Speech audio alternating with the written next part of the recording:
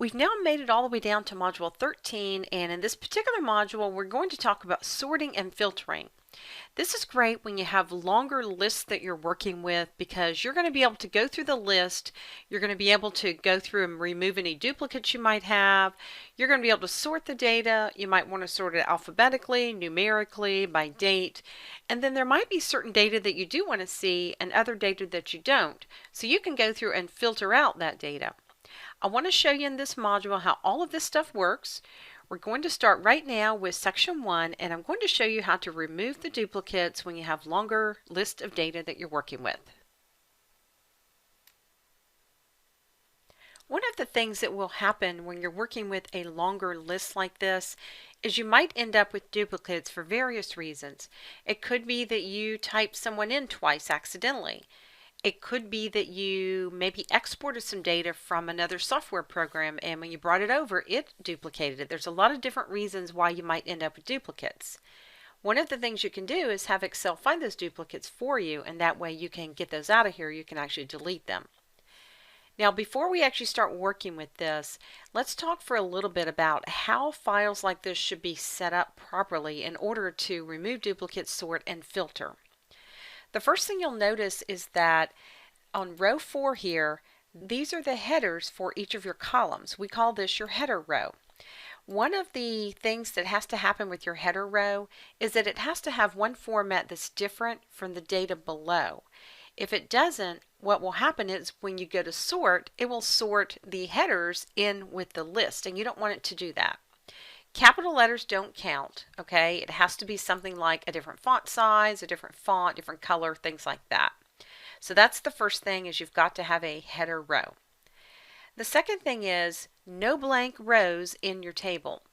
If you have a blank row, it will stop. It won't know that there's anything below it. You can have blank cells, like you'll see a few of those here, but no entirely blank rows. The other thing is when you start typing your data in, you want your data to be consistent. And what I mean by that is if you're typing 40 here and then you type in another cell FORTY, those two are not the same. You need to actually be consistent. Do you want the numbers or do you want the actual text? So just keep those things in mind when you're working in these different lists like this. Let's get on to talking about removing your duplicates. What I want to do first is let's go ahead and sort column A, and that's going to be a quick way that we can bring our eye to the duplicates. A quick way to do this is click anywhere inside the table. As long as you're under row 4, then it'll be fine. All you have to do is go to your Data tab, and you'll see this button here is your Sort Smallest to Largest. We'll go ahead and click on that. And now you'll see it's sorted by this number over here. Now that it's sorted, I can see I've got a couple of duplicates. There's Sarah. Let's see if we've got anyone else down here. It looks like we're going to have a couple of them. I think here's Christina. She's at row 68 and 69 there. And there's going to be several more in here as well. It's kind of hard to go down the list and eyeball this because we've got a lot of these and it's very time consuming. Let's have Excel do this for us. Now before we do this, let's see how many rows of information we have. We have 104. All right, let's go back up to the top. What I'm going to do is I'm going to actually be clicked in the particular column that I want Excel to look for the duplicates in. And what I'm going to do is go ahead and go to the Data tab. And you're going to see right over here where the Data Tools grouping is, there's a button that says Remove Duplicates. I'm just going to click on that. And you'll notice it selected the table for me. And also notice that these are all of my column headings. If you ever come in here and it says column A, column B, column C, then you'll know it didn't recognize your headers. But ours did in this case, and notice that it looks like it's going to look through all of the columns of information. What I'm going to do is unselect all, and I'm going to have it look in the number column, and I'm going to click OK. And you'll see it says there were 11 duplicates, and it went ahead and removed them. That leaves 91 that are unique values. Let's go ahead and look down this list and see how many rows of information we have now. And it looks like we have 94, so 11 of these are actually gone. It went ahead and deleted them. That's a great way to go ahead and have Excel remove those duplicates. Now here's the thing. Excel did a great job, but I didn't get to see which ones were actually duplicated because maybe they really weren't. Maybe they had the wrong number over there. I want Excel to actually show me which ones are duplicates, and then I can choose to delete them or not. Let me go ahead and undo, and that should bring back all 104 rows, and it did. Here's what we're going to do. I'm going to go ahead and put a blank column in here to the right of column A. So I'll just right click on B and say Insert. And I'll make this a little wider so we can see it here.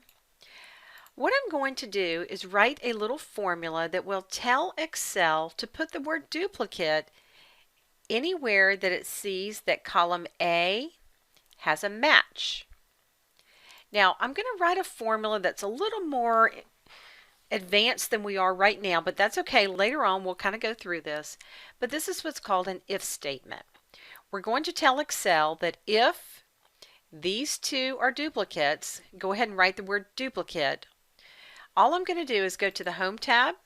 I'm going to use my insert function, and remember I could also get to this from the formulas tab if I wanted. I could use insert function here. I'm going to look for if in this list. I'll just click here and type I to get down there. I'll click OK. And here's what I'm going to do.